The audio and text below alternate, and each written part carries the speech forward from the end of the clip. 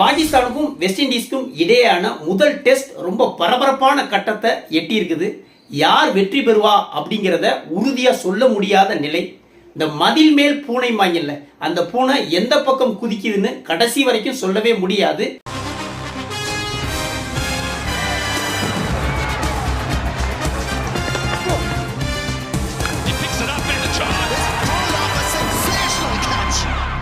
West இண்டீஸ்க்கும் பாகிஸ்தானுக்கும் இடையேயான முதல் டெஸ்ட் வெஸ்ட் இண்டீஸ்ல நடந்துட்டு வருது. இதுல முதல் இன்னிங்ஸ்ல வெஸ்ட் இண்டீஸ் 311 ரன்களை குவிச்சாங்க. ஒரு கட்டத்தில் வெஸ்ட் இண்டீஸ் 197 ரன்னுக்கு 3 விக்கெட்டுகளை மட்டும்தான் இழந்திருந்தாங்க. அங்க இருந்து 400+ ரன்கள் வர வேண்டிய வாய்ப்பு இருந்தது. ஆனா அடுத்தடுத்து இறங்கின பேட்ஸ்மேன் விக்கெட்டை பறி கொடுத்ததுனால 311 ரன்களை மட்டும்தான் வெஸ்ட் இண்டீஸால் அடிக்க முடிஞ்சது. பாகிஸ்தான்ல இருந்து சிறப்பா பந்து வீசின முகமது அலி 4 விக்கெட்டுகளையும் அப்பாஸ் 3 விக்கெட்டுகளையும் கைப்பற்றினாங்க.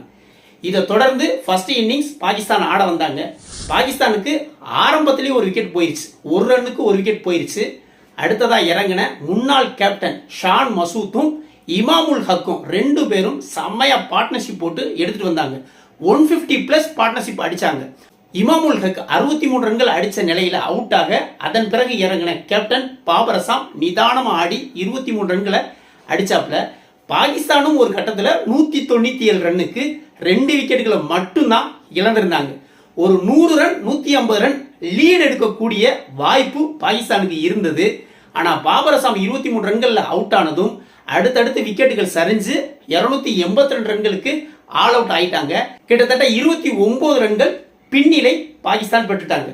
ஷான் மசூத் சிறப்பான ஆட்டத்தை வெளிப்படுத்தி 109 ரன்களை குவிச்சாப்ல. இதுக்கு முன்னாடி பாகிஸ்தான் கேப்டனா ஷான் மசூத் தான் இருந்தாப்ல. ஷான் மசூத்தை தூக்கிட்டு பாபர் அசாம மறுபடியும் கேப்டனா கொண்டு வந்துட்டாங்க. என்னையோட கேப்டன்ல இருந்து தூக்குனிய அப்படிங்கிற மாதிரி இருந்தது ஷான் மசூத்தோட ஆட்டம். 2 டீமோட முதல் இன்னிங்ஸ்ல உள்ள ஒரு ஒற்றுமை, ஒரு சுவாரஸ்யம் என்ன அப்படின்னா, 2 டீமுக்குமே 197வது ரன்ல தான் வீழ்ச்சி ஆரம்பமாகுது.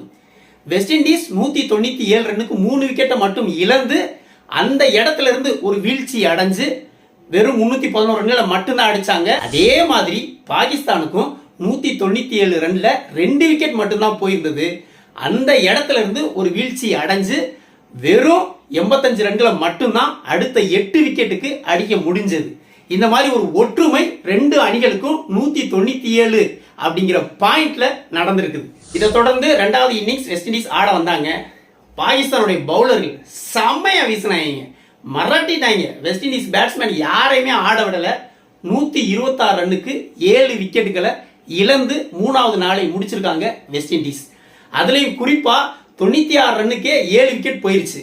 கடைசியா இறங்கின சமர் ஜோசப் 3 சிக்ஸர்களை அதிரடியா பறக்க விட 126 ரன்னுக்கு 7 விக்கெட் அப்படிங்கிற ஒரு நிலை வந்தது.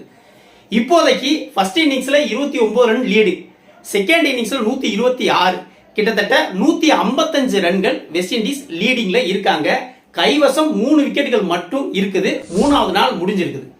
இன்னும் இவங்க ஒரு 70-80 ரன்கள் அடிச்சு 200க்கு மேல போயிட்டாங்க அப்படின்னா பாகிஸ்தானால சேஸ் பண்றது கஷ்டம். வெஸ்ட் இண்டீஸ் ஜெயிக்கிறதுக்கான வாய்ப்பு அதிகமா இருக்குது. 7 விக்கெட்டுகளை இழந்த நிலையில அடுத்து ஒரு 20-30 ரன்கள்ல 3 விக்கெட்டுகளை இழந்துட்டாங்க அப்படின்னா பாகிஸ்தானுக்கு ஒரு 160+ 170+ தான் டார்கெட்டா இருக்கும். 200க்கு உள்ள அப்படின்னா பாகிஸ்தான் ஈஸியா ஜெயிச்சிருவாங்க. இப்ப மதில் மேல் பூனை அப்படிங்கிற மாதிரி இருக்கு வெற்றி வாய்ப்பு. பூனை மதில் மேல இருக்கிற பூனை இந்த பக்கம் குதிக்குமா அந்த பக்கம் குதிக்குமான்னு கடைசி வரைக்கும் சொல்லவே முடியாது. அந்த மாதிரியான ஒரு நிலை இப்போ உருவாயிருக்குது. 200க்கு உள்ள அப்படின்னா பாகிஸ்தான் ஜெயிச்சிருவாங்க. 200க்கு மேல அப்படின்னா பாகிஸ்தான் ஜெயிக்கிறது கஷ்டம்.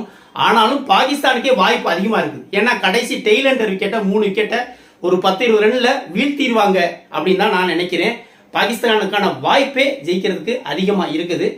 பொறுத்திருந்து பார்ப்போம். வீடியோ பிடிச்சிருந்தா லைக் கமெண்ட் பண்ணுங்க, குறிப்பா சப்ஸ்கிரைப் பண்ணுங்க. மற்றும் ஒரு வீடியோவை சந்திப்போம். நன்றி.